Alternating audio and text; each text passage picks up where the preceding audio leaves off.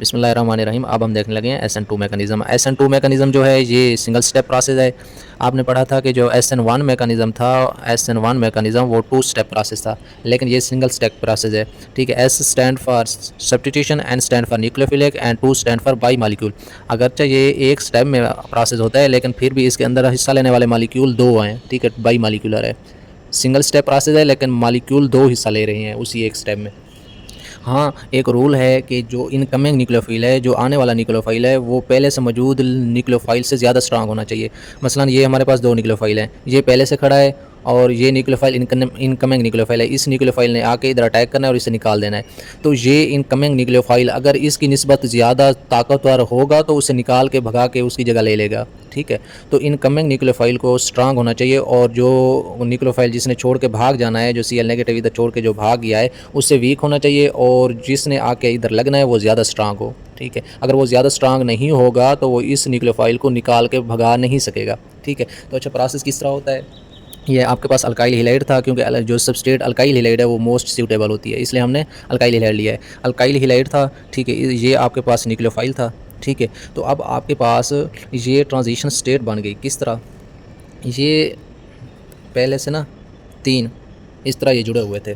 ठीक है, इन एक तरफ हाइड्रोजन है, एक तरफ हाइड्रोजन है, एक तरफ CH3 है, और इस तरह ऊपर की तरफ ना ये अपना Cl लगा हुआ था इस तरह। ठीक है, ऊपर की तरफ Cl लगा हुआ था। अब क्या किया ब्रोमीन ने? अब ब्रोमीन ने कहा कि Cl ऊपर खड़ा है तो मैं आके इसके नीचे लग जाती हूँ। ठीक है, ऊपर पहले क्लोरीन खड़ा था, ठीक है, और नीचे जाके ब्रोमीन लग गई। ठीक है, तो इस तरह ये ऊपर क्लोरीन खड़ा था, नीचे आके ब्रोमीन लग गई। तो इस तरह एक 5 आके एलिमेंट एक ही जगह पे इकट्ठे हो जाते हैं, और इसे हम ट्रांजिशन स्टेट बोलते हैं। ठीक है, तो अब क्या होगा? ऊपर क्लोरीन खड़ा था, जब नीचे आके ब्रोमीन लगा, आपको पता है कार्बन 4 बॉन्ड बनाता है, लेकिन इधर कार्बन ने 5 कैसे बना लिए? तो अब ऐसे होगा, कार्बन अपना जो क्लोरीन है, जो वीक न्यूक्लियोफाइल है, उससे भगा देगा, उससे कहेगा कि मेरे पास अब नीचे स्ट्रांग न्यूक्लियोफाइल आ चुका है, अब तेरी ज़रूरत नहीं रही। तो अब इस तरह होगा कि ये क्लोरीन को भगा देगा और ब्रोमीन के साथ कन्फर्म बॉन्ड बना लेगा। ये 1 स्टेप में प्रोसेस हुआ, इसके अंदर कोई भी इंटरमीडिएट स्टेट नहीं बनी। आप बोलेंगे कि ये इंटरमीडिएट स्टेप है, ये इंटरमीडिएट स्टेप नहीं है, ये ट्रांजिशन स्टेट है। ठीक है, ट्रांजिशन स्टेट वो होती है जो चंद लम्हों के लिए बने और फिर गायब हो जाए। ठीक है, अब न्यूक्लियोफाइल ने अपोजिट साइड पे अटैक किया। अपोजिट साइड पे कैसे अटैक किया? मैंने अभी आपको दिखाया है कि न्यूक्लियोफाइल ने इस तरह अटैक किया। ऊपर पहले क्लोरीन खड़ा था, न्यूक्लियोफाइल ने नीचे से आके अटैक किया। तो अगर मैं बोलूँ कि पहले ऊपर क्लोरीन खड़ा था और उसने नीचे के आके अटैक किया, मतलब ये नीचे आके इसने अटैक किया, ऊपर पहले खड़ा था, तो ये कितने डिग्री पे इसने आके अटैक किया? 180 डिग्री। तो एक तो न्यूक्लियोफाइल जो है वो अटैक करता है अपोजिट साइड से, और दूसरा वो 180 डिग्री पे अटैक करता है। 180 डिग्री मतलब पहले एक न्यूक्लियोफाइल जो खड़ा था, ऊपर खड़ा था, उसके नीचे 180 पे आके इनकमिंग न्यूक्लियोफाइल ने अटैक किया है। ठीक है, हाँ, जब रिएक्शन ऐसे ऐसा प्रोसीड होता है, जब रिएक्शन प्रोसीड होता है, सबसे पहले इधर आपने देखा होगा कि जो लीविंग ग्रुप का न्यूक्लियोफाइल है, लीविंग ग्रुप और कार्बन के दरमियान बॉन्ड स्ट्रांग था। ठीक हो गया, ये बात समझ में आ गई? कार्बन और लीविंग ग्रुप के दरमियान जो बॉन्ड था वो ज़्यादा स्ट्रांग था। लेकिन जब ऐसा ऐसा रिएक्शन ने मूव करना शुरू किया, तो ये कार्बन और क्लोरीन का बॉन्ड ऐसा ऐसा वीक होना शुरू हो गया, ऐसा ऐसा वीक होना शुरू हो गया। और साथ में जब न्यू इनकमिंग न्यूक्लियोफाइल आके लगना शुरू हुआ, तो इसका बॉन्ड स्ट्रांग होना शुरू हुआ। और ट्रांजिशन स्टेट वो स्टेज होती है जिसमें इनकमिंग न्यूक्लियोफाइल और लीविंग ग्रुप के जो बॉन्ड हैं उनकी स्ट्रेंथ बराबर होती है। ठीक है, यानी ट्रांजिशन स्टेट वो स्टेट होती है जिसमें बोथ जो हैं वो पार्शली बाउंडेड हैं। ठीक है, ये फुली बाउंडेड नहीं है, मैं इसलिए डॉक्टर से जाहिर किया, ये भी पार्शली बाउंडेड है, ये भी पार्शली बाउंडेड है। ये किस तरह हुआ? क्लोरीन ऐसा ऐसा बॉन्ड वीक करना शुरू हुआ और उसने पार्शली बाउंड कर लिया, और ब्रोमीन पहले से मौजूद नहीं था, उसने ऐसा ऐसा बॉन्ड बनाना शुरू कर दिया और ये भी पार्शली बाउंड हो गया। ठीक है, यानी इस यहाँ से लेकर यहाँ ट्रांजिशन स्टेट तक आने तक क्लोरीन और कार्बन बॉन्ड ऐसा ऐसा वीक होता है, या इस तरह बोल दूँ कि कार्बन और लीविंग ग्रुप का बॉन्ड ऐसा ऐसा वीक होता जाता है, लेकिन कार्बन और इनकमिंग न्यूक्लियोफाइल का बॉन्ड ऐसा ऐसा स्ट्रांग होता जाता है।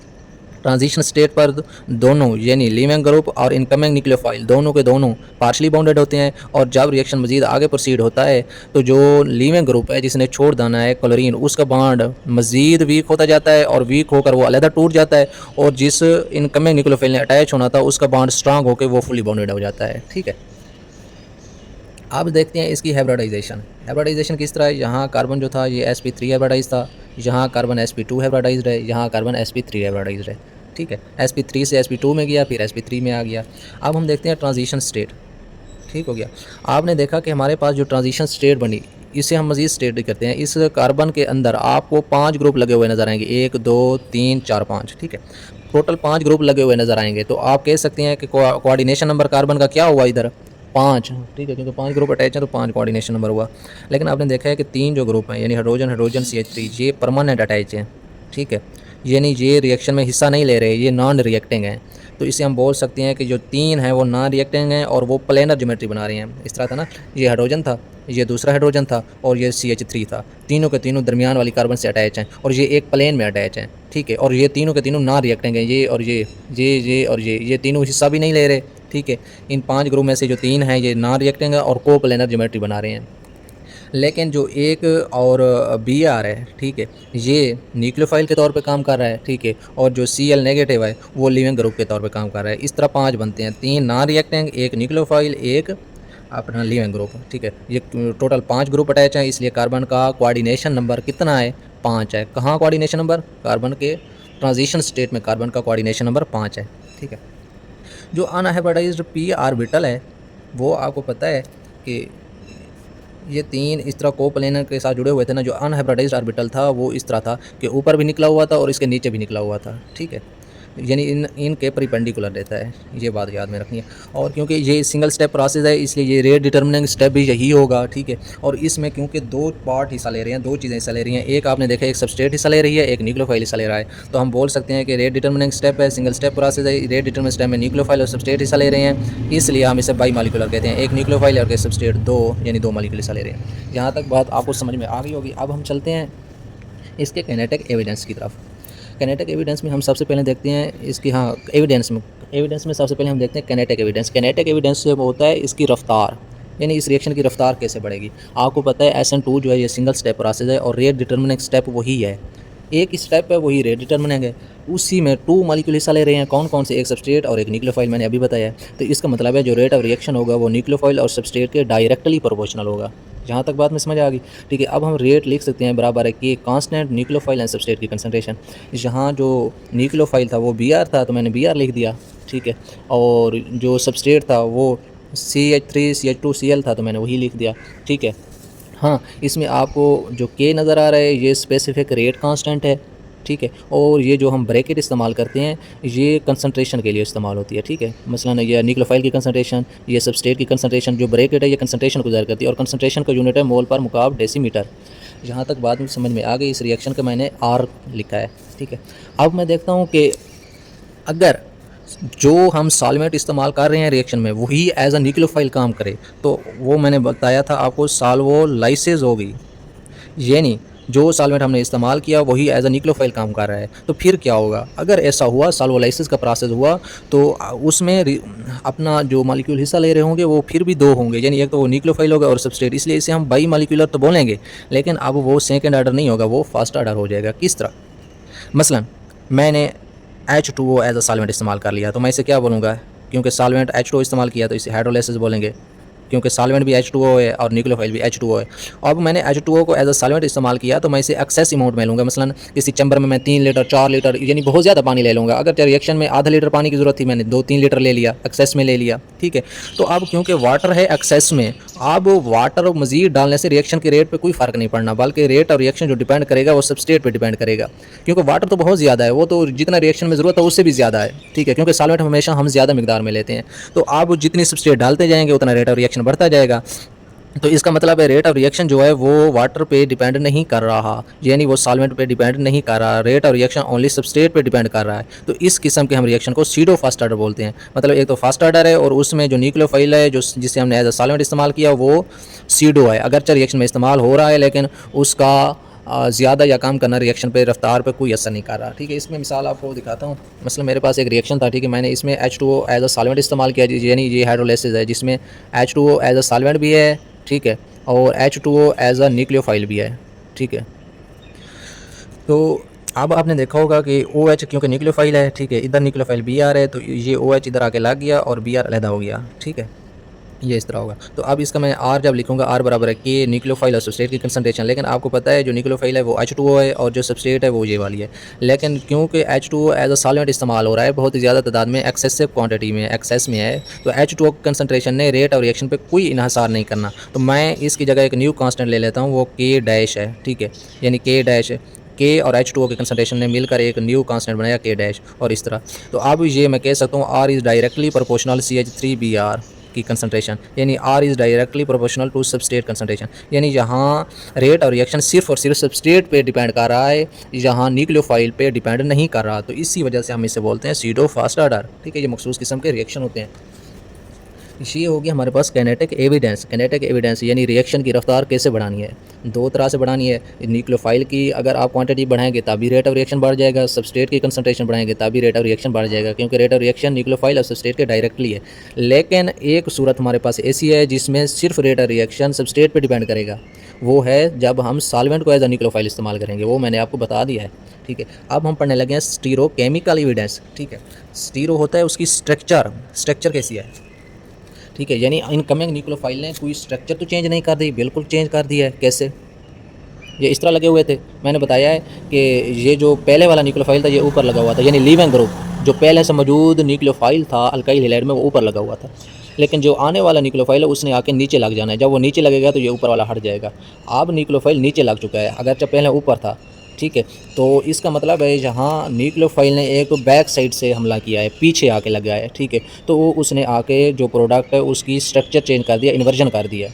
पहले सबस्ट्रेट में जो न्यूक्लियोफाइल था वो ऊपर था, अब जो प्रोडक्ट बन गया उसके न्यूक्लियोफाइल जो है वो नीचे बन गया है। तो इसका मतलब स्ट्रक्चर बिल्कुल चेंज होगी, इन्वर्ट हो गई, ठीक है। मैं एक मिसाल से ज़ाहिर करता हूँ कि 2 ब्रोमो ऑक्टेन प्लस NOH, ठीक है, ये NOH एज अ न्यूक्लियोफाइल है, इसने अल्काइल हैलाइड के साथ रिएक्ट किया और 2 ऑक्टानोल बना दिया, लेकिन वो इन्वर्टेड है। किस तरह है मैं अभी दिखाता हूँ। ये हमारे पास है 2 ब्रोमो ऑक्टेन, ठीक है। अगर मैं इसे ना बिल्कुल सीधा लिखूँ 2 ब्रोमो ऑक्टेन, बल्कि बस यहाँ से समझ लें, ठीक है। ऑक्टेन होता है जिसमें 8 कार्बन हो, 1 2 3 4 5 6 7 8, और ये 2 नंबर पे ब्रोमीन लगा हुआ है तो इसे हम 2 ब्रोमो ऑक्टेन बोलते हैं, ठीक है। आपने देखा है कि 2 ब्रोमो ऑक्टेन ने, ठीक है, NaOH सॉल्वेंट था, ठीक है, उसमें से OH ने न्यूक्लियोफाइल के तौर पे काम किया, ठीक है। तो जब इसने OH ने न्यूक्लियोफाइल के तौर पे काम किया तो अब हक ये बनता था कि Br जब इधर से हट जाता तो OH इधर आके लग जाता, यानी न्यूक्लियोफाइल फिर भी राइट साइड पे रहता, क्योंकि इधर राइट साइड पे है तो इधर भी राइट साइड पे रहता। लेकिन ये अब लेफ्ट साइड पे चला गया है, अपोजिट साइड पे चला गया है, ठीक है। मैं डायग्राम में राइट लेफ्ट बता रहा हूँ, लेकिन एक्चुअली जो रिएक्शन में होता है वो होता है ऊपर नीचे, ठीक है। मसलन ये जो ब्रोमीन था ये इधर ऊपर था, अब न्यूक्लियोफाइल को चाहिए था कि ब्रोमीन को हटा के ये ऊपर ही आगे लगता, लेकिन OH आके नीचे लग गया है, यानी स्ट्रक्चर बिल्कुल इन्वर्ट कर दिया है। तो एक तो स्टीरोकेमिकल एविडेंस में हम कहते हैं कि स्ट्रक्चर जो है वो इन्वर्टेड हो जाती है, ठीक है।